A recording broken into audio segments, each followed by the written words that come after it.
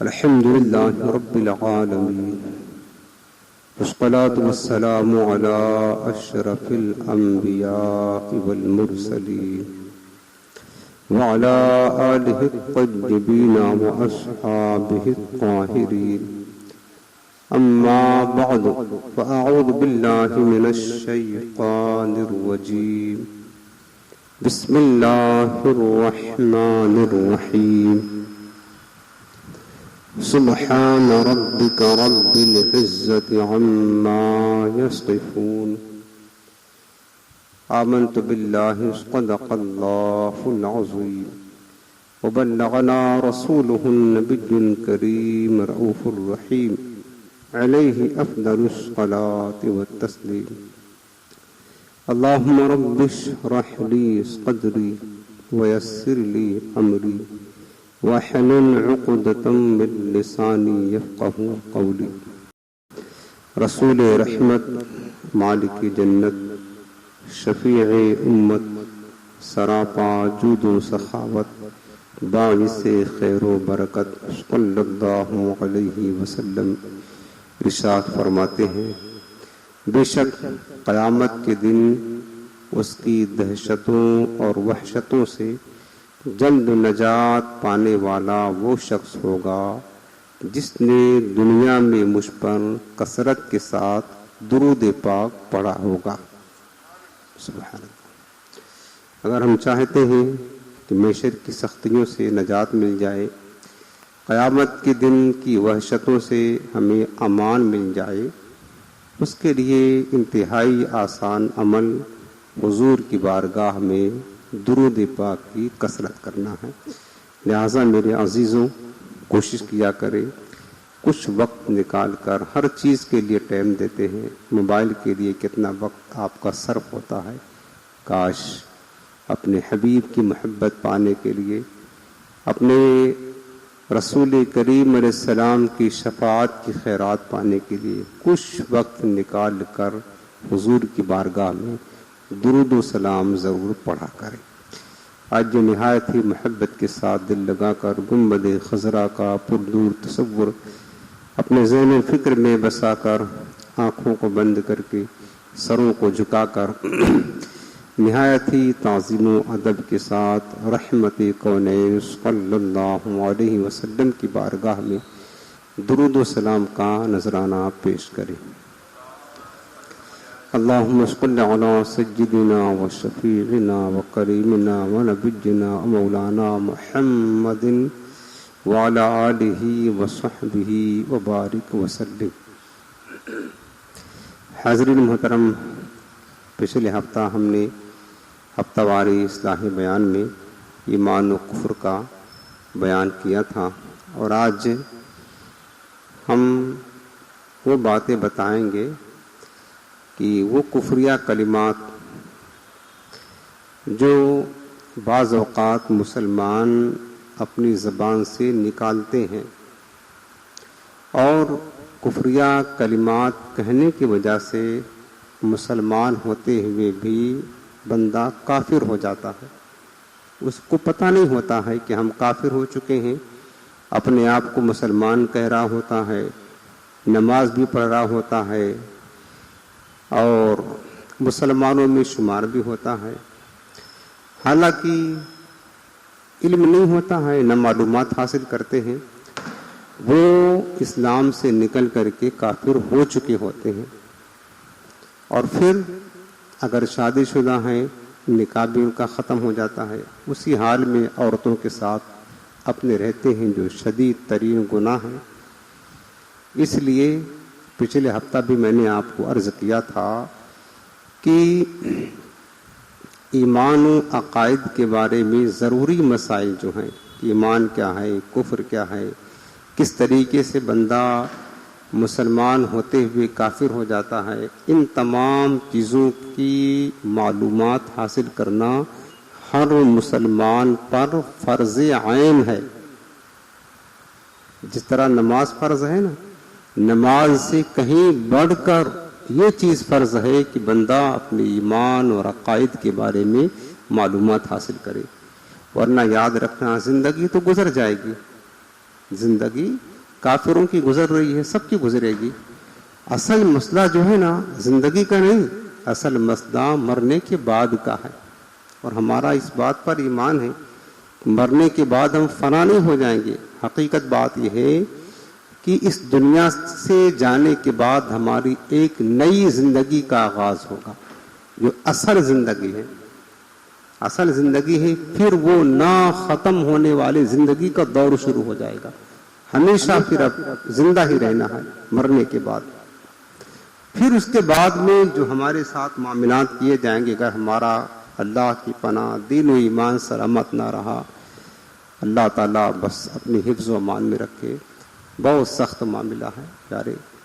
آج ہم آپ کو بار بار سمجھا رہے ہیں، بتا رہے ہیں، خدا را وقت دے دے، سیکھ لے، معلومات حاصل کر لے، ورنہ مرنے کے بعد اتنا پچھتانا ہوگا کہ پچھتانے سے کوئی فائدہ بھی نہیں ملے گا. اللہ تعالیٰ کا عذاب، دوسرا کچھ نہیں. اللہ بس ہمیں اپنی حفظ و امان میں جگہ دے. اس وجہ سے ہم نے یہ بہت نازک موضوع ہے جو ہم نے بیان کرنا شروع کر دیا ہے. ہم نے اپنے کانوں سے سنا ہے لوگ کفریات بکتے ہیں، اپنے کانوں سے سنا ہے، حاجی ہیں، نمازی ہیں، سری کفر بک رہے ہیں. سنا ہے، اس لیے کہہ رہا ہوں. اور بہت سارے لوگ، میں بھی چند مثالیں آپ کو عرض کروں گا تو آپ بھی سمجھ جائیں گے. یہ تو اور ہم نے بھی سنا ہے لوگ کفریات اس طرح بکتے ہیں، انہیں معلوم ہی نہیں ہوتا. یہ کلمہ کفر ہے، اللہ اس کے رسول کی توہین ہے، اسلام کی توہین ہے، لیکن لوگ کہہ رہے ہوتے ہیں اور پھر وہ مسلمانوں کی طرح زندگی گزار رہے ہوتے ہیں. کچھ نہیں کام آئے گا. مرنے کے بعد پتہ چلے گا کہ ہم مسلمان ہو کر مرے ہیں یا کافر ہو کر کے مرے ہیں. خدا کی قسم، بندہ کتنا بھی بڑا گناہگار کیوں نہ ہو، اگر ایمان ساتھ لے کر قبر میں گیا وہ کامیاب ہوگا. بالآخر عذاب ہوگا بھی تو بخشا بھی جائے گا، آخر میں اس کو جنت ملنا ہی ملنا ہے. آخری ٹھکانہ جنت ہے. کب؟ جب ایمان سلامت لے کر جائے گا تب. لیکن اگر ایمان نہ گیا، کفریات بکتے رہے، اسی حال میں مر گئے بغیر توبہ کیے نا، خدا کی قسم پھر اب اس کے لیے نجات کا کوئی راستہ ہی نہیں ہے. ایک ہی چیز ہے، اس کا نام جہنم ہے، عذاب ہے، دوزخ ہے، سزا ہے. ہمیشہ ہمیش سزا ہی سزا. بتاؤ کتنا سخت معاملہ ہے. اگر ہم نے ذرہ برابر بھی لاپرواہی کی اس دنیا میں، آگے کے معاملات بڑے سخت ہیں. میرے پیارے، کوشش کریں کچھ وقت نکال کر کے اپنے دین کی اہمیت کو سمجھیں. اللہ نے جو ایمان کی دولت دی ہے، ہمارے بزرگوں نے فرمایا اللہ نے جسے ایمان دیا ہے، جو اپنے ایمان کے بارے میں فکر مند نہیں ہوتا ہے نا، اور ایمان جیسی عظیم نعمت پر شکر ادا نہیں کرتا ہے، شدید اندیشہ ہے کہ اللہ تعالیٰ اس کا ایمان ضائع کر دیتا ہے، برباد کر دے، اس کا ایمان چلا جائے. کیا کریں گے ہم بتاؤ؟ اگر ایمان نہیں چلا گیا، سب کچھ رہا تو کیا ہے ہمارے پاس؟ کچھ نہیں. بڑی عظیم نعمت جو اللہ نے آپ کو اور ہم کو عطا فرمایا. اللہ تیرا کروڑوں شکر ہے کہ تو نے ہمیں ایمان جیسی عظیم نعمت دی، اپنے حبیب کا دامن کرم دیا، اپنے محبوب کا امتی بنایا. بس اسی نعمت کے ساتھ ہمیں زندگی اور اسی نعمت کے ساتھ اللہ ہمیں موت نصیب فرما. اس لیے یہ موضوع بہت اہم اور نازک ہے، آپ اس کو سنیں. آج بات کرنی ہمیں کفریہ کلمات، چند ایک، بہت سارے ہیں، خاص کر جو ہمارے معاشرے میں رائج ہے نا، وہ کفریہ کلمات کیا ہیں وہ میں نشاندہی کرتا ہوں. یہ آپ جان لیں تاکہ ہرگز کبھی بھی اپنی زبان سے ادا نہ کرے، اور کبھی جانے انجانے میں ادا ہو گیا ہوں تو سچی پکی توبہ کر کے پھر سے ایمان قبول کر لے. اگر کبھی آپ کو یاد آتا بھی میں عرض کروں گا، آپ سنیں گے. سب سے پہلے ایک حدیث پاک آپ کو سناتا ہوں. یہ جامع ترمذی کی حدیث پاک ہے. میرے آقا مدینے والے مصطفیٰ صلی اللہ علیہ وسلم نے ارشاد فرمایا کہ اولاد آدم مختلف طبقات پر پیدا کیے گئے ہیں. اس کا مطلب یہ ہے، میرے آقا نے فرمایا کہ کچھ تو وہ ہیں جو مومن ہو کر پیدا ہوئے اور مومنانہ زندگی گزاری اور ایمان کے ساتھ دنیا سے رخصت ہوئے. یہ بڑے خوش نصیب لوگ ہیں، سب سے زیادہ کامیاب یہی لوگ ہیں. مومن پیدا ہوئے، زندگی بھر مومن رہے اور ایمان کے ساتھ اس دنیا سے رخصت ہو گئے، یہ کامیاب ہو گئے. دوسرا وہ طبقہ ہے حضور فرماتے ہیں کہ جو کافروں کے گھر پیدا ہوئے، کافرانہ زندگی گزاری، ساری زندگی کفر پر قائم رہے اور موت بھی ان کی کفر پر ہوئی، یہ وہ طبقہ ہے جو شدید خسارے نقصان میں ہے، ہلاکت ہے اس کے لیے۔ تیسرا وہ طبقہ ہے، حضور فرماتے ہیں کہ جو کافروں کے گھر پیدا ہوئے، یعنی کفر پر پیدا ہوئے اور کافرانہ زندگی گزاری، یعنی ساری زندگی کافر رہے، لیکن موت سے پہلے اللہ نے انہیں توبہ کی توفیق دی، ان کے سینے کو کشادہ فرما دیا اور اللہ نے انہیں ایمان کی عظیم دولت سے مالا مال فرمایا اور ایمان کے ساتھ ان کا خاتمہ ہوا۔ اور چوتھا طبقہ ان لوگوں کا ہے، یہ خطرناک، جو میں بتانا جا رہا ہوں، حدیث پاک سنا رہا ہوں، جو مومن کے گھر پیدا ہوئے، یعنی مومن ہو کر پیدا ہوئے اور مومنانہ زندگی گزارتے رہے، ساری زندگی مسلمان رہے، لیکن اس دنیا سے گئے تو کفر کی حالت میں گئے۔ اس دنیا سے گئے تو کس حالت میں گئے؟ کفر کی حالت میں گئے اور ہمیشہ کے لیے جہنم کی حقدار ہو گئے۔ اس سے ہمیں کیا پتا چلا؟ ہم اس خوش فہمی میں نہ رہیں کہ آج یار ہم تو مومن ہیں، وہ ہمیشہ مومن رہیں گے اور ایمان کے ساتھ اس دنیا سے جائیں گے، نہ، آج ہم مومن ہیں، پیدا بھی مومن ہوئے، ساری زندگی مومن رہے، لیکن خدا کی قسم ہم میں سے کسی کے پاس اس بات کی کوئی گارنٹی نہیں کہ ہم ایمان سلامت لے کر اپنے قبر میں اتر جائیں گے، کسی کے پاس گارنٹی نہیں۔ سمجھ رہے ہیں؟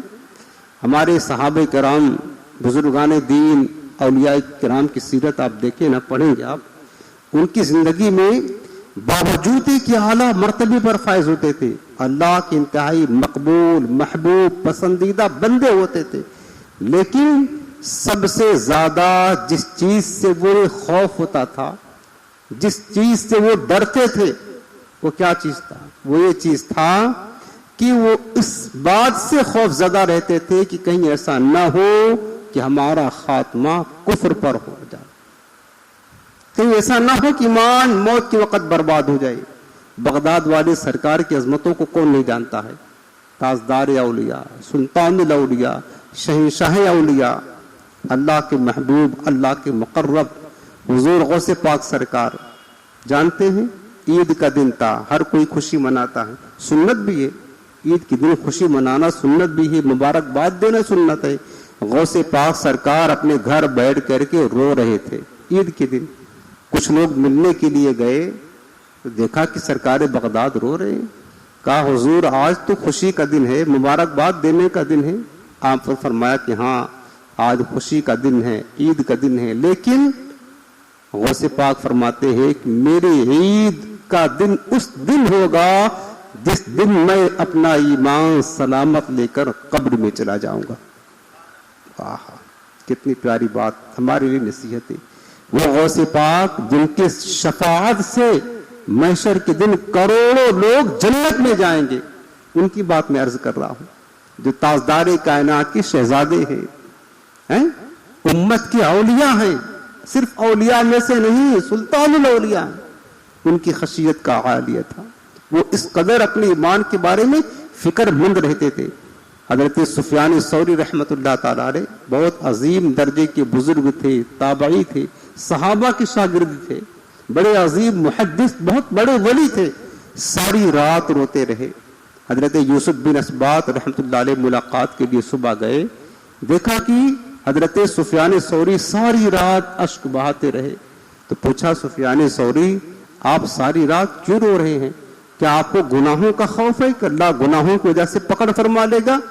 آپ نے فرمایا، ایک تنکا اٹھا کر فرمایا، اللہ کی بارگاہ میں میرے سارے گناہ اس تنکا کے برابر بھی کوئی حیثیت نہیں رکھتے ہیں، کوئی حیثیت نہیں گناہ کی۔ کافر فرمانے لگے، رو اس لیے رہا ہوں کہ مجھے خوف ہے کہیں موت کے وقت میرا ایمان چلا نہ جائے، موت کے وقت میرا ایمان چلا نہ جائے۔ ہم میں سے کسی کے پاس گارنٹی نہیں کہ ہم اپنے موت کے وقت بھی مسلمان رہیں، जो चौथा तबका मेरे आका ने फरमाया, कुछ लोग वो हैं मोमिन होकर मोमिन पैदा हुए, मोमिनाना जिंदगी गुजारी, लेकिन मौत उनकी कुफ्र पर हुई। फिर क्या हुआ?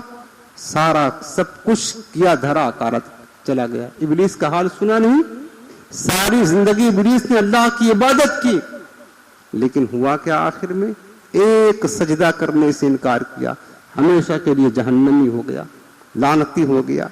मुसलमानों, अल्लाह ने जो नेमत दी है ना, खुदा के वास्ते आप इस नेमत का शुक्रिया अदा करें, इस नेमत की हिफाजत की फिक्र करें। फिक्र बहुत अजीम नेमत अल्लाह ने दी है, और जो ईमान की जो चीजें ईमान के मुनाफी है, ईमान के को नुकसान दे है, उन चीजों से परहेज करे। लेकिन ये तो मालूम होना चाहिए ना कि वो क्या चीजें हैं जो हमारे ईमान को तबाह करने वाली है, ईमान के लिए जहर कातिल है, जिनसे ईमान बर्बाद हो जाता, वो भी तो मालूम होना चाहिए ना। उन चीजों से परहेज करना, उनकी मालूमात हासिल करना, ये हर मुसलमान पर फर्ज आइन है। अब मैं शुरू करता हूँ कुफ्र। ये तमहीदी बात थी, सिर्फ ईमान की हिफाजत की फिक्र पैदा करने के हवाले से। अब मैं बात शुरू करता हूँ कि वो कुफरिया कलिमात जो हमारे माशरे में राइज हैं, जिनको बोलने से बाज़ औक़ात बंदे पर हुक्म कुफ्र होता है, ईमान से चला गया। और ये भी याद रख ले कि जो बंदा मुसलमान है, उसने कोई कलमे कुफ्र बक दिया, शरीयत की निगाह में कुफ्र का हुक्म लग गया। अब उसने जितने भी नेक अमाल किए थे हालत ईमान में, सब बर्बाद हो गए। हत्ता कि अगर उसने हज भी किया था ना, हज फर्ज, वो भी बर्बाद हो गया। सारी नेकियां बर्बाद हो गई और वो मुर्तद हो गया। अगर इसी हाल में मर गया तो उसका ठिकाना सीधे जहन्नम होगा, दूसरा कोई रास्ता नहीं। कुरान अजीम की जो आयत करीमा है, सुबहान रब्बिका रब्बिल इज्जति अम्मा यसिफून, ये जो हम पढ़ते हैं ना, सुबहान अल्लाह पढ़ते हैं। सुबहान अल्लाह के माने क्या हुआ? अल्लाह पाक है। क्या माना हुआ सुबहान अल्लाह का? अल्लाह पाक है। हम अल्लाह ताला की पाकी बयान करते हैं ना, सुबहान अल्लाह कसरत के साथ पढ़ते हैं। और हदीस पाक में है 4 कलमे हैं। जब बंदा एक मर्तबा एक कलमा कहता है तो उसके नाम का जन्नत में एक दरख्त लगा दिया जाता है। एक जन्नत में दरख्त लगा दिया जाता है। बड़े आसान है कलमे, हम रोजाना कहते हैं सुबहान अल्लाह, अल्हम्दुलिल्लाह, ला इलाहा इल्लल्लाह और अल्लाह अकबर। ये 4 कलमे आपने कहा, 4 दरख्त जन्नत में आपके नाम का लग गया। सुबहान अल्लाह। ये सुबहान अल्लाह जो कहते हैं, सुबहान अल्लाह माने क्या हुआ? अल्लाह पाक है। अब अल्लाह पाक है, यहीं से बात शुरू करते हैं कि अल्लाह किन चीजों से पाक है। ये सवाल है। अल्लाह पाक है, इसका मतलब यह है कि अल्लाह ताला तमाम उजूब से, तमाम नकाइस से, तमाम खराबियों से, तमाम कमियों से, हर शय से, हर वो शय जो अल्लाह की शान के लायक नहीं, उन तमाम चीजों से अल्लाह पाक है। क्या कहेंगे? अल्लाह पाक है मतलब किस चीज से अल्लाह पाक है? तमाम वो ऐब, तमाम वो खराबियां जो शान उलूहियत के मुनाफी हैं, जो अल्लाह की शान के लायक नहीं है, उन तमाम चीजों से अल्लाह पाक है। यानी अल्लाह की शान के लायक कोई ऐब नहीं। अब हमारा ये ईमान है, अकीदा है कि हर खराबी से, हर कमी से, हर ऐब से अल्लाह पाक है। अब इसके, ये हमारा अकीदा भी है। अब इसके बरखिलाफ कोई कलमा जबान से निकाले, कोई कलमा जबान से निकाले जो अल्लाह की शाने पाकी के खिलाफ हो, या अपने जहन में कोई अकीदा बना ले जो अल्लाह ताला की बारगाह उलूहियत के मुनाफी हो, बरखिलाफ हो, जो अल्लाह की शान के लायक नहीं, तो फिर बंदा उस वक़्त मुसलमान नहीं रहेगा, काफिर रहेगा। उसकी मिसाल आपको बताऊं।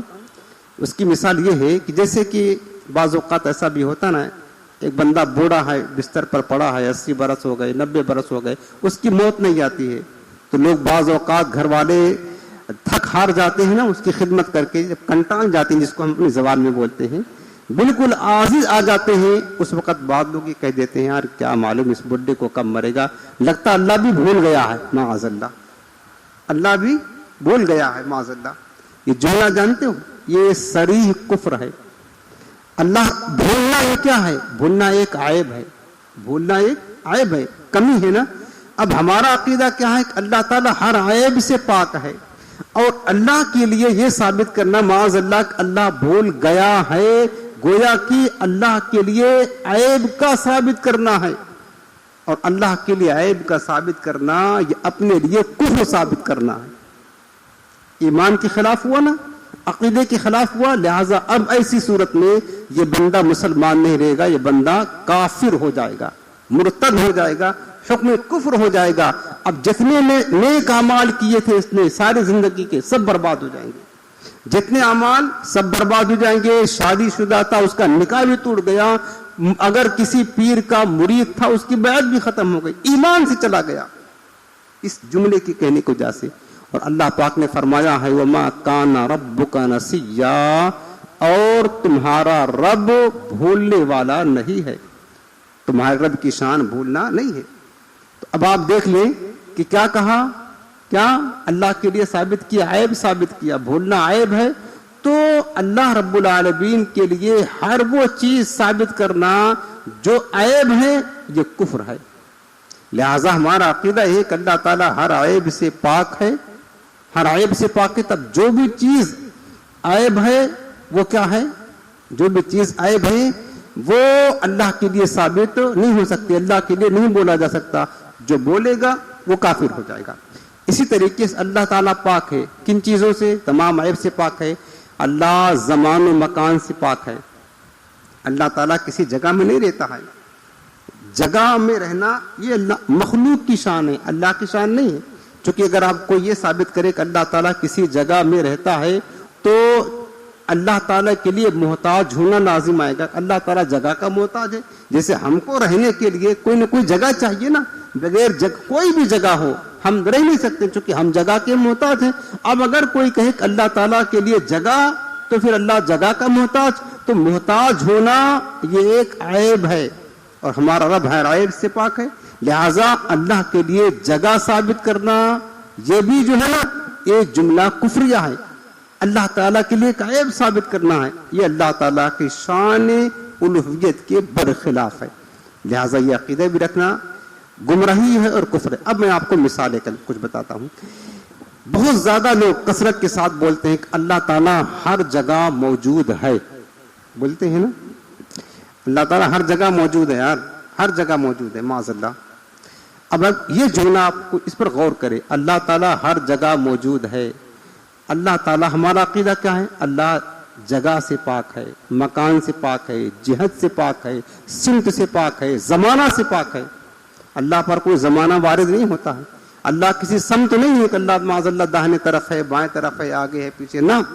اللہ تعالیٰ کسی جگہ میں نہیں ہے. ہمارا عقیدہ ہے کہ اللہ تعالیٰ جگہ سے پاک ہے، چونکہ جگہ کا ہونا یہ بندوں کے لیے ہے، اللہ کے لیے نہیں ہے. اب کسی نے کہا اللہ تعالیٰ ہر جگہ موجود ہے، یہ جملہ کیا ہے؟ جگہ ثابت کیا اللہ کے لیے. اللہ کے لیے جگہ ثابت کرنا اللہ تعالیٰ کے لیے عیب ثابت کرنا ہے. اور ہمارا عقیدہ یہ ہے کہ اللہ ہر عیب سے پاک ہے. لہذا فقہاء نے لکھا ہے کہ یہ جملہ کفریہ ہے. کیا ہے جملہ؟ کفریہ ہے. عام طور سے لوگ بولتے ہیں اللہ ہر جگہ ہے. یار اللہ ہر جگہ لکھا علماء نے، فقہاء نے حکم کفر دیا ہے کہ جس نے جملہ بولا لازم ہے کہ احتیاطاً وہ سچی توبہ کرے. وہ توبہ کرے، شادی شدہ ہے تجدید نکاح کرے، پھر سے نکاح پڑھائے. اور نکاح پڑھانے کے لیے ضروری نہیں کہ آپ بارات لے کر آئیں، 200-400 کے باراتی کی دعوت دے نہ. آپ میاں بیوی جو ہیں پہلے تھے، ابھی تو نہیں ہے نکاح ٹوٹ جائے گا. دونوں بیٹھ جائیں، دو مسلمان مرد عورت، مرد ہو یا ایک مرد دو عورتیں ہوں، ان کو گواہ کر لے کہ ہم نکاح پڑھانے جا رہے ہیں. شوہر نے بیوی سے کہا کہ میں نے تم کو اپنے نکاح میں لیا، بیوی نکاح قبول کیا، ہو گیا نکاح. دو مرد سن لے، بس یہ تجدید نکاح ہے. تو یہ جملہ کتنا خطرناک ہے. اور یہ عام طور سے آپ دیکھیں کہ یہ بولا جاتا کہ نہیں بولا جاتا ہے؟ بولا جاتا ہے، لیکن لوگوں کو پتا ہے یہ جملہ کفریہ ہے. کفریہ فقہاء کرام نے اس پر کفر کا قول کیا ہے. اسی طرح آپ دیکھیں کہ بعض لوگ بولتے ہیں یار اوپر والا دیکھ رہا معاذ اللہ. سنا ہے، کبھی ہم نے سنا ہے، اور ہم نے ایک بار نہیں کئی بار سنا ہے. لوگوں کو تنبیہ بھی کی ہے، ہم تو سنتے کر اللہ کے رحمت سے ان کو سمجھا دیتے ہیں اور انہیں توبہ کی دعوت بھی دے دیتے ہیں. لیکن یہ جملہ اوپر والا دیکھ رہا ہے، اوپر والا جانتا ہے، معاذ اللہ، یہ عام ہے، عام۔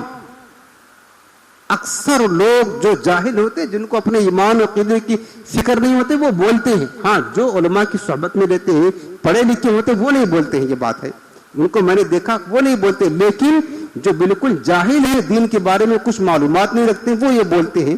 معاذ اللہ، اوپر والا دیکھ رہا ہے۔ اب اوپر والا، میں نے بتایا کہ اللہ تعالیٰ جہت سے پاک ہے، اوپر نیچے سے پاک ہے، اللہ مکان سے پاک ہے۔ تو اب کسی نے کہا اللہ اوپر والا دیکھ رہا، اللہ کے لیے اوپر ہونا ثابت کیا نا، اوپر ہونا اللہ کے لیے عیب ہے، تو گویا کہ اللہ کے لیے عیب ثابت کیا، پھر کیا ہوگا؟ پھر تو ہمارے ایمان کی منافی ہو گیا، ہمارے ایمان کے خلاف ہو گیا، لہٰذا یہ جملہ بولنا کفریہ ہے۔ اور جس نے یہ جملہ کہا ہے اس کے لیے فقہاء نے حکم دیا ہے احتیاطاً اس کو توبہ کرے گا، وہ تجدید ایمان اور تجدید نکاح کرے گا، یعنی پھر سے ایمان لائے، پھر سے نکاح کرے، تو جا کر کے اس کو مسلمان سمجھا جائے گا۔ اب آپ بتائیں کہ یہ کتنا عام ہے یہ جملہ۔ میں اس لیے بتا رہا ہوں پیارے، تاکہ آپ کبھی بھی نہ کہیں۔ اور ایک چیز اور یاد رکھ لینا، مثلاً اگر کوئی بندہ کفر بک رہا ہے نا، کفر کہہ رہا ہے، جملہ کفریہ، تو وہ جو کہنے والا ہے کلمہ کفریہ، وہ تو ہو گیا کافر و مرتد۔ اب اگر اس جملے کو جس نے سنا اور جو اس پر راضی ہے، کہ کوئی بعض ہوتے ہاں میں ہاں ملاتے ہیں نا، بعض اوقات کیا ہوتا ہے سننے والے ہاں میں ہاں ملا لیتے ہیں، سر ہلا لیتے ہیں، اس کی تائید کرتے ہیں، اس کفریہ جملے پر جو راضی ہے وہ بھی کافر ہے۔ اس کفریہ جملے پر اس نے کہا نہیں، دوسرے نے صرف کیا کیا، سر ہلایا، ہاں ہاں یار ایسا، سر ہلایا، اور کیا کہتے ہیں کہ وہ اس سے راضی ہے نا۔ تو یاد رکھنا، جس طرح کفر کرنا کفر ہے، اسی طرح کفر سے راضی ہونا بھی کفر ہے۔ ایک شخص ہے جو بت پرستی کرتا ہے، ایک شخص ہے جو کفریہ بک رہا ہے، دوسرا ہے نا صرف اس کو پسند کرتا، ہاں یہ اچھا کر رہا ہے نا، اس نے کفر نہیں بکا ہے، یہ پسند کرتا ہے، تو جس طرح وہ کافر ہوگا کفر بکنے والا، اس طرح کفر سے راضی ہونے والا بھی کیا ہو جائے گا؟ کافر ہو جائے گا۔ یہ بات خاص یاد رکھنا ہے۔ تو اگر کوئی ایسا جملہ بول رہا ہے نا، آپ ہرگز ہاں میں ہاں ملائیں، اور ابھی کبھی ملایا ہے ہاں میں ہاں، تو آج ہی سچی توبہ کر کے تجدید ایمان کر لے، اور پھر تجدید نکاح بھی کر لے، تاکہ اگر کبھی موت ہو جائے نا تو ہماری موت پھر ایمان کی حالت میں ہو، کفر کی حالت میں نہ ہو۔ اللہ تعالیٰ کی پناہ۔ اچھا، اسی طریقے سے بعض لوگ کیا دین کو مذاق بناتے ہیں۔ جو آزاد قسم کے لوگ ہوتے ہیں نا، انتہائی جاہل قسم کے، اپنے ان کو دین سے، ایمان سے، نیکیوں سے، آخرت کی کوئی فکر نہیں ہوتی، کافروں کی صحبت میں رہتے رہتے کافرانہ ان کا طرز زندگی بھی ہو جاتا ہے نا۔ اگر یہ جملہ کسی نے مذاق میں کہا، میں نیکیوں کو اچھا نہیں سمجھتا ہوں، مذاق میں کیا کہا، میں نیکیوں کو اچھا نہیں سمجھتا ہوں، یہ کلمہ کفریہ ہے، یہ کلمہ کفریہ ہے۔ جیسے بعض لوگ داڑھی شریف، سنت رسول، اس کی توہین کرتے ہیں نا، یہ کیا ملا بن گیا، داڑھی رکھ لیا ہے۔ اگر سنت رسول کی توہین مقصود ہے تب تو کافر مرتد ہو جائے گا۔ سرکار کی کسی سنت کو ہلکا جاننا، توہین کرنا، یہ کفر ہے۔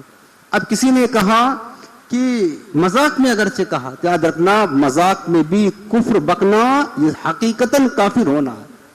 مذاق میں بھی جس طرح جھوٹ بولنا جھوٹ کا گناہ ملے گا، اسی طرح مذاق میں کفر بکنا حقیقت میں یہ کافر ہونا ہے۔ کیونکہ دیکھیں کسی نے کہا میں تو نیکیوں کو یار اچھا نہیں سمجھتا ہوں، مذاق میں اگرچہ کہا۔ اب نیکیوں میں کیا ہے، نیکیوں میں ایمان لانا بھی نیکی ہے، نماز پڑھنا بھی نیکی ہے، حج کرنا بھی نیکی ہے، حضور کی تعظیم کرنا بھی نیکی ہے، یہ سارے نیک اعمال ہیں۔ اس کا مطلب کیا ہوا، اس کو ایمان نہیں اچھا لگتا ہے، اس کو نماز نہیں اچھا لگتا، اس کو قرآن نہیں اچھا لگتا ہے۔ اب بندہ جو کہے کہ ہمیں قرآن نہیں اچھا، ایمان نہیں اچھا لگتا، تو وہ بندہ مسلمان رہے گا؟ نہیں رہے گا۔ تو لہٰذا یہ جملہ بھی کفریہ ہے، اس جملے کا کہنے والا بھی کافر و مرتد ہو جائے گا۔ اسی طریقے سے بعض اوقات کیا ہوتا ہے کہ ایک جملہ بولا کہ اللہ تعالیٰ جانتا ہے کہ میں نے یہ کام نہیں کیا، کسی نے کوئی کام کیا یا نہیں کیا، وہ اللہ کو گواہ بنانا ہے کہ اللہ جانتا ہے میں نے یہ کام نہیں کیا، حالانکہ اس نے یہ کام کیا ہے، اور اللہ کو گواہ بنا رہا کہ میں نے یہ کام نہیں کیا، نہیں جھوٹ پر اللہ کو گواہ بنا رہا ہے۔ اپنے جھوٹ پر اللہ تو جانتا نا کس نے کام کیا ہے یا نہیں کیا ہے, اللہ کو گواہ بنا رہا ہے کہ اللہ جانتا ہے میں نے یہ کام نہیں کیا, حالانکہ اس نے یہ کام کیا ہے تو گویا کہ وہ جھوٹ پر اللہ کو گواہ بنا رہا ہے, لہذا یہ بندہ بھی اللہ کی توہین کرنے کی وجہ سے کافر ہو جائے گا. اسی طریقے سے اللہ رب العالمین کی قدرت میں, اللہ کی شان میں, اللہ کے وجود میں کسی چیز کا انکار کرنا, ٹھیک ہے, اللہ تعالیٰ کی توہین کرنا, اللہ تعالیٰ کو ہر عیب سے پاک جاننا یہ ضروری ہے, اور اللہ کی توہین کرنا, اللہ کی ذات پر اعتراض کرنا, یا وہ جو میں نے ابھی بتایا نا اللہ کے لیے مکان ثابت کرنا, یہ بھی کیا ہے, کفر ہے. جیسے بعض لوگ بول دیتے ہیں یار ہمارا مالک تو آسمان میں بیٹھا ہوا ہے, معاذ اللہ, اللہ تعالیٰ آسمانوں میں ہے. اب یہ جملہ بولنا کہ اللہ آسمان میں ہے, اللہ کے لیے جگہ ثابت کیا نا, اللہ کے لیے مکان ثابت کیا, تو اللہ کے لیے مکان ثابت کرنا یہ اللہ کے لیے عیب ثابت کرنا ہے, لہذا یہ کفر ہے. لہذا یہ جملہ بھی کیا ہے, کفریہ ہے. کہنے والے کو توبہ کرنا ہوگا. فقہاء کرام اس کی کفر کا قول کرتے ہیں. اسی طریقے سے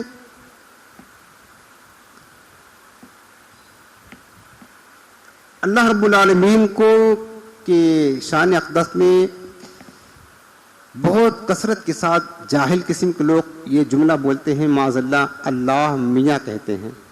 کیا کہتے ہیں, اللہ میاں. پہلے ایک آپ کو وصول عرض کر دیتا ہوں, اللہ اور اس کے رسول کی شان میں ایسا لفظ بولنا, اللہ اور اس کے رسول کی شان میں ایسا لفظ بولنا کہ جس سے جو لفظ کے کئی معنی ہوتے ہوں اور اس میں سے کوئی ایک معنی اللہ اس کے رسول کی شان کے خلاف ہے, ایسا لفظ بولنا منع ہے. یعنی کوئی ایسا لفظ اللہ کی شان میں بولنا جس لفظ کے 2-3 معنی آتے ہوں, ایک معنی اللہ کی بارگاہ میں صحیح ہے, دوسرا معنی صحیح ہے, لیکن اس میں سے ایک معنی ایسا ہے جو اللہ کی شان کے لائق نہیں ہے, تو ایسا لفظ بولنے سے بھی فقہاء نے منع فرمایا ہے. مثلاً یہی میاں کا لفظ دیکھ لے, لوگ بولتے ہیں اللہ میاں, معاذ اللہ. میاں کے معنی خود مالک ہوتا ہے, خدا بھی ہوتا ہے. میاں کے معنی شوہر بھی ہوتا ہے, اور میاں کے معنی زنا کا دلال ہوتا ہے. دلال بہت برا معنی ہے, خراب معنی ہوتا ہے نا. اب اللہ کے لیے یہ لفظ بولنا جس کے ایسے دوسرے معنی ہیں جو اللہ کی شان کے لائق نہیں ہے, لہذا اس لفظ, حالانکہ بولنے والا مسلمان ہے تو غلط معنی تو مراد ہوگا نہیں, غلط معنی مراد نہیں لے سکتا ہے, معنی وہی مراد لے گا جو اللہ کے شان کے لائق ہے. لیکن چونکہ دوسرا پہلو اس کا موجود ہے کہ ایسا معنی بھی ہوتا ہے جو اللہ کے شان کے لائق نہیں ہے, تو لہذا ایسا لفظ اللہ کی شان میں بولنا منع ہے. منع ہے, کفر تو نہیں ہے اللہ میاں کہنا, جبکہ میاں کو مالک کے معنی میں لیا ہے تو یہ جملہ کفریہ نہیں ہے. البتہ ایسا لفظ ہلکا لفظ ہے, بالکل اللہ کی شان میں بولا نہیں جائے گا. ایسا لفظ بولنا یہ کیا ہے, منع کہلائے گا. اس کے علاوہ میں نے بتایا کہ اللہ رب العالمین, آج ہمارا تبر مناظرہ بھی اس بات پر ہوا ہے, بد مذہبوں کی کتابوں میں آج بھی لکھا ہے, وہ کیا ہے, اللہ تعالیٰ جھوٹ بول سکتا ہے مگر بولتا نہیں. یہ لکھا ہے صاحب, ہمارا بات باقاعدہ مناظرہ ہوا اس بات پر, بات ہوئی بحث, اور وہ اپنے اوپر دلیل پیش کرتے ہیں, لاتے ہیں. یعنی اس بات پر اتنے اڑے ہوئے نا, یہ جو تبلیغی جماعت کے لوگ, ان کی بات کر رہا ہوں میں, اپنی کتابوں میں لکھا ہے, کوئی نئی پرانی کوئی نئی بات نہیں کرتا. اس بات پر وہ اتنا اڑے ہیں نا, اس بات پر کہ اللہ ہاں جھوٹ بول سکتا ہے مگر بولتا نہیں ہے, مناظرہ کرتے ہیں, مناظرہ اتنا اڑے ہوئے ہیں. اب میں آپ کو بتاتا ہوں یہ جملہ کہنا اللہ جھوٹ بول سکتا ہے مگر بولتا نہیں, یہ ان کی دلیل کیا ہے کہ اگر یہ کہیں کہ اللہ جھوٹ بول نہیں سکتا تو اللہ بندہ جھوٹ بول سکتا ہے تو بندے کی قدرت زیادہ ہو گئی, اللہ تعالیٰ کی قدرت کم ہو گئی. یہ دلیل پیش کرتے ہیں. تو کیا یہ دلیل پیش کرنے کے لیے ہم اللہ کے لیے عیب ثابت کریں گے؟ اب اس کا مفہوم کیا بنتا ہے یہ دیکھیں. کوئی کہتا اللہ جھوٹ بول سکتا ہے مگر بولتا نہیں, اس کا مطلب یہ ہوا کہ آپ کو کوئی کہے کہ آپ چوری کر سکتے ہو مگر کرتے نہیں, یعنی آپ کے اندر چوری کرنے کی صفت ہے, عیب ہے نا, وہ ہے لیکن اس کو ظاہر نہیں کرتے ہو. اگر کوئی کسی کے بارے میں اللہ کے بارے میں, اللہ کے علاوہ ہم میں آپ میں سے ایک دوسرے کے بارے میں کوئی کہے آپ جھوٹ بول سکتے ہو مگر بولتے نہیں, اس کا مطلب کیا ہوا کہ جھوٹ کے عیب ہے نا, ایک صفت آپ کے اندر ہے، آپ چونکہ بولتے نہیں، اپنے جھوٹ کو چھپا کر کے رکھتے ہیں، تو اللہ کے لیے یہ عیب ثابت کیا نا، اللہ تعالیٰ کے لیے ایسا عیب ثابت کرنا یہ کفر ہوتا ہے۔ لہٰذا یہ جملہ معاذ اللہ کے لیے یاد رکھنا، کوئی بھی وہ چیز جو عیب سے تعلق رکھتی ہے اللہ کے لیے ممکن ہی نہیں ہے۔ اللہ کے لیے وہ چیز جو عیب سے تعلق رکھتی ہے وہ ممکن نہیں ہے، ممکن نہیں ہے، اللہ کے لیے محال ہے۔ لہٰذا یہ جملہ بولنا بھی اللہ تعالیٰ کو عیب ثابت کرنا ہے، اور اللہ تعالیٰ کے لیے عیب کا ثابت کرنا یہ کفر ہوتا ہے۔ یہ بد مذہبوں کا عقیدہ میں عرض کر رہا ہوں، جو نماز روزہ کرتے ہیں، تبلیغ دین کرتے ہیں، ان کا عقیدہ اللہ کی شان میں یہ ہے۔ ہمارا عقیدہ یہ ہے اللہ تعالیٰ ہر عیب سے پاک ہے، اللہ جھوٹ بول ہی نہیں سکتا ہے، جھوٹ بولنا یا کسی عیب کا کرنا اللہ کے لیے ممکن نہیں، محال، محال، یہ محال ہے۔ سمجھ رہے نا؟ یہ ہمارا عقیدہ ہے، ہرگز اللہ تعالیٰ کسی عیب کے ساتھ متصف نہیں ہوتا ہے۔ اسی طریقے سے کفریات کلمات کی بے شمار مثالیں ہیں، بے شمار۔ اللہ تعالیٰ کی ذات اقدس پر اعتراض کرنا، اللہ نے جیسے ہماری قسمت جیسے بنائی ہے، اب اس پر کوئی اعتراض کہ اللہ تو نے ہماری معاذ اللہ قسمت ایسا کیوں بنا دیا؟ کسی بھی طرح اللہ تعالیٰ کے ذات اقدس پر اعتراض کرنا یہ کفر ہے، کفر۔ اور یہ چیزیں گانے باجے میں بہت زیادہ استعمال ہوتی ہیں، یہ چیزیں گانے باجے میں بہت استعمال ہوتی ہیں۔ بطور اعتراض کہنا کہ وہ شخص تو لوگوں کے ساتھ کچھ بھی کرے، اللہ کی طرف سے اس کو فل آزادی ہے، ہم فلاں کے ساتھ تھوڑا کچھ کر لے اللہ ہمیں فوراً پکڑ لیتا ہے، بطور اعتراض یہ کہنا کفر ہے، کفر۔ اس کے بعد یہ کہنا اگر کوئی شخص ہے نا کسی کی دعا نہیں قبول ہوتی ہے تو اللہ تعالیٰ کے پر اعتراض کرتے ہوئے یہ کہے کہ نہ جانے اللہ تعالیٰ کیوں ہماری دعا قبول نہیں کرتا ہے۔ بھائی کیا آپ کی دعا قبول کرنا معاذ اللہ کے ذمہ پر لازم ہے، فرض ہے، واجب ہے؟ وہ تو رب ہے، بے نیاز ہے، ہم بندے ہیں، ہم لاکھ دعا کریں۔ مصیبتوں میں لوگ بعض اوقات جو ہے نا وہ کفری حد تک چلے جاتے ہیں۔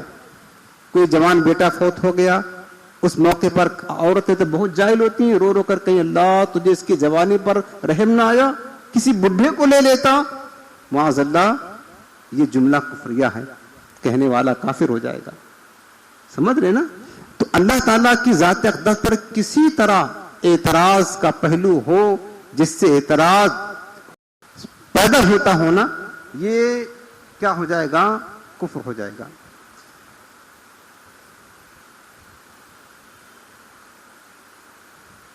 سمجھ رہے ہیں؟ اسی طرح تنگ دستی، بعض اوقات جب انسان دیکھو جب نعمتیں ملتی ہیں نا، آسانی ملتی ہیں تو بہت خوش رہتا بندہ اللہ تعالیٰ سے۔ آزمائش کہاں آتی ہے؟ جب مصیبت پڑتی ہے، پریشانی آتی ہے، رزق میں تنگی آتی ہے، بیماری آتی ہے، اس وقت پھر بندہ اپنی زبان کو قابو نہیں لے سکتا ہے، صبر نہیں کرتا، پھر اللہ تعالیٰ کی شان اقدس میں اعتراض کرنا شروع کر دیتا ہے، اس کی ذات میں اعتراض کرنا شروع کر دیتا ہے کہ اللہ تو نے میرے ساتھ ایسا کیوں کیا، ایسا کیوں کیا، معاذ اللہ۔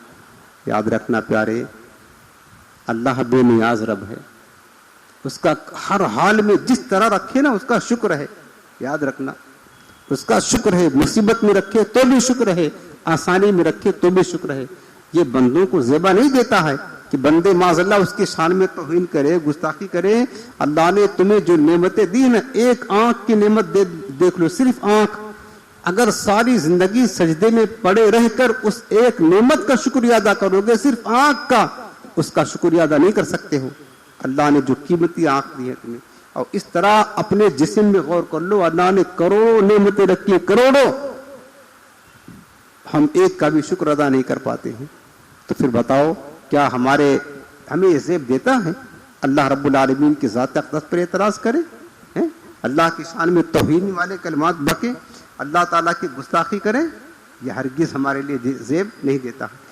اب تنگ دستی کے باعث جو چند کفریہ کلمات بکے جاتے ہیں نا، اس کی مثال دیتا ہوں۔ جو کہے اے اللہ مجھے رزق دے اور مجھ پر تنگ دستی ڈال کر ظلم نہ کر، ایسا کہنا کفر ہے۔ تنگ دستی ڈال کر ظلم نہ کر، کیا ثابت ہوا کہ اللہ تعالیٰ ظلم کرتا ہے؟ معاذ اللہ، اللہ تعالیٰ کو ظالم ثابت کرنا ہے نا، یہ صریح کفر ہے، شدید کفر ہے۔ بندہ مرتد ہو جائے گا۔ اسی طریقے سے ہمارے یہاں پتہ نہیں انڈیا میں ہوتا کہ نہیں ہوتا، پاکستان وغیرہ میں تو علماء بتاتے ہیں کہ بعض اوقات لوگوں کو پیسے کمانے کے لیے، باہر کی نوکری پانے کے لیے، چونکہ بدیشوں میں پیسے بہت زیادہ نا، فورن وغیرہ کنٹری میں، امریکہ، یو ایس وغیرہ میں لوگ کیا کرتے، جب مسلمان کو پرمیشن نہیں ہوتی وہاں جانے کی نا، تو لوگ صرف جو ہے نا باہر کا ویزا مل جائے، وہاں اچھی جاب مل جائے، وہ فارم جو پر کرتے ہیں اس میں اپنے مذہب کو تبدیل کر کے عیسائی لکھا دیتے ہیں، یہودی لکھا دیتے ہیں، قادیانی لکھا دیتے ہیں۔ یاد رکھنا پیارے، اگر کوئی مسلمان ہے کسی بھی دنیاوی غرض کی بنا پر اپنے آپ کو غیر مسلم بتائے، غیر مسلم کہے، یہودی کہے، عیسائی کہے، قادیانی کہے، کچھ بھی کہے نا، لکھائے، اگرچہ دنیاوی غرض کی وجہ سے نا، وہ بندہ فوراً اسی وقت کافر ہو جائے گا۔ یہ مسئلہ یاد رکھ لیں۔ اگرچہ وہ کہے یار ہم تو صرف جانے کے لیے دل سے تھوڑی مان لیں، ہم تو مسلمان ہیں، وہ تو صرف وہاں ویزا مل جائے اس لیے وجہ سے ہم نے لکھا تھا کہاں جو ہے نا ہم عیسائی ہیں، معاذ اللہ ہمارا مذہب عیسائیت ہے، وہ نہیں چلے گا۔ ایمان کے بارے میں، ایمان و کفر کے بارے میں کوئی کمپرومائز نہیں ہوتا ہے، نازک بہت معاملہ ہے۔ مذاق میں بھی اگر بندہ کہتا ہے نا کفر کا معاملہ تو حقیقتاً وہ کافر ہو گیا۔ تو اگر کسی نے اس طرح لکھایا، اپنے آپ کو عیسائی ثابت کیا، اپنے آپ کو کیا کہتے ہیں یہودی ثابت کیا، اپنے آپ کو ہندو ثابت کیا تاکہ کوئی عہدہ مل جائے، کوئی نوکری مل جائے، کوئی ڈگری مل جائے نا، تو اگرچہ بظاہری طور پر کر رہا، دل میں اس کا ایسا نہیں ہے، لیکن اس پر حکم کفر ہے، اللہ کے ہاں بھی اس کا ایمان قبول نہیں ہوگا، وہ کافر ہو جائے گا۔ اسی طریقے سے کسی نے اگر یہ ارادہ کیا کہ میں یار معاذ اللہ 100 سال کے بعد کافر ہو جاؤں گا، اگر یہ ارادہ کیا ہے، ابھی کافر ہوا نہیں، ارادہ کیا، تو یاد رکھنا جس ارادے کفر کیا ہے، یہ بھی کفر ہے۔ کفر کا ارادہ کرنا، اگر کوئی کہے کہ 100 سال کے بعد میں کافر ہو جاؤں گا، تو 100 سال تو ہوں گے نہیں ہوں گے، وہ آج ہی اسی وقت کافر ہو گیا، اسی وقت کافر ہو گیا، مرتد ہو گیا، سارے نیک اعمال برباد ہو گئے، اور شادی شدہ تھا تو نکاح بھی اس کا چلا گیا اور تباہ و برباد ہو گیا۔ اسی طرح کسی نے کسی کو مشورہ دیا، بھائی تو کافر ہو جا، تو یہودی بن جا، تو عیسائی بن جا، تو جو مشورہ دے رہا ہے یہ مسلمان ہے، اور دوسرے مسلمان کو مشورہ دے رہا ہے کہ تو کافر ہو جا، یہودی ہو جا، عیسائی ہو جا، یہ ہو جا، وہ ہو جا، یعنی اسلام کے علاوہ کسی اور مذہب پر ہو جا، تو وہ جو جس کو مشورہ دے رہا اگر وہ مسلمان ہوئے، اگر وہ ہوگا بنے گا تب اس پر حکم کفر لگے گا، لیکن یہ مشورہ دینے والا اسی وقت کافر ہو جائے گا۔ یہ مشورہ دینے والا، کسی کو مشورہ دینا تو کافر ہو جا، یہودی ہو جا، نصرانی ہو جا، قادیانی ہو جا، تو یہ مشورہ دینے والا اسی وقت کافر ہو جائے گا۔ اتنا نازک معاملہ ہے۔ اسی طرح اللہ تعالیٰ کی ذات اقدس میں نے بتایا کہ اعتراض کی صورت میں جو کفریہ کلمات بکے جاتے ہیں اس کی مثال بھی عرض کر دوں۔ کسی نے کہا کہ مجھے نہیں معلوم کہ اللہ تعالیٰ نے جب مجھے دنیا میں کچھ نہ دیا تو مجھے پیدا ہی کیوں کیا؟ اللہ پر اعتراض ہے نا، کیوں کیا ایسا؟ یہ جملہ کفریہ ہے، گانوں میں بہت استعمال ہوتے ہیں، گانوں میں کفریہ کلمات میں انشاءاللہ آئندہ درس میں گانے میں جو کفریہ استعمال ہوتے ہیں مسلمان نوجوان بہت سنتے ہیں گانے، قاعدے سے دلچسپی لے کر کے۔ خیر کرو، میں آپ کو بتاؤں گا، اور اس سے پہلے میں بیان کر چکا ہوں، کافی ٹائم ہو گیا، پھر عرض کروں گا کہ کتنے کفریات بکے گئے ہیں گانے میں، اور مسلمان سنتے ہیں، عورتیں بھی سنتی ہیں، مرد بھی سنتے ہیں، سری کفریہ گانے ہوتے ہیں، آپ سنتے ہیں دلچسپی کے ساتھ، اپنے گھروں میں بجاتے بھی ہیں، اپنے شادیوں میں گانے بجاتے بھی ہیں، وہ سب کے سب جو خوش دلی کے ساتھ سنتے ہیں، اس پر راضی ہوتے ہیں، سب پر حکم کفر ہوتا ہے، وہ کافر ہو چکے ہوتے ہیں اور اپنے آپ کو مسلمان سمجھ رہے ہوتے ہیں۔ اللہ کے بارگاہ میں ہرگز یہ عذر مت پیش کرنا کہ اللہ مجھے تو پتہ ہی نہیں تھا۔ اللہ کے بارگاہ میں کوئی عذر، کوئی بہانہ، کوئی مجبوری چلے گی نہیں۔ یاد رکھنا، یہاں جتنا مرضی چاہیں بہانے بنا لے کہ ہم کو معلوم نہیں تھا، یہ تھا، وہ تھا، سب چلے جائے گا۔ اللہ رب العالمین کی بارگاہ میں کوئی بہانے نہیں چلے گا۔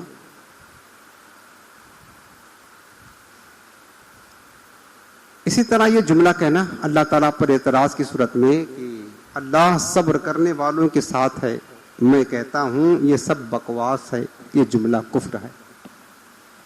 اسی طرح اللہ رب العالمین کی کلام کی، اس کی صفات کی توہین کرنا، قرآن کی توہین کرنا، یہ تمام طریقے سے جملہ کا ہیں، کفریہ ہیں۔ وقت پورا ہو گیا، میں اپنی بات ختم کرتا ہوں۔ یہ چند بنیادی چیزیں جو ہم نے تھا نا کہ وہ عقیدہ بنا لیا ہے کہ سبحان اللہ، اللہ پاک ہے، اس کا مطلب ہے کہ اللہ تعالیٰ ہر عیب سے پاک ہے۔ وہ شے جو اللہ کے شان اقدس میں عیب شمار ہوتی ہو نا، ہر اس چیز سے اللہ تعالیٰ پاک ہے۔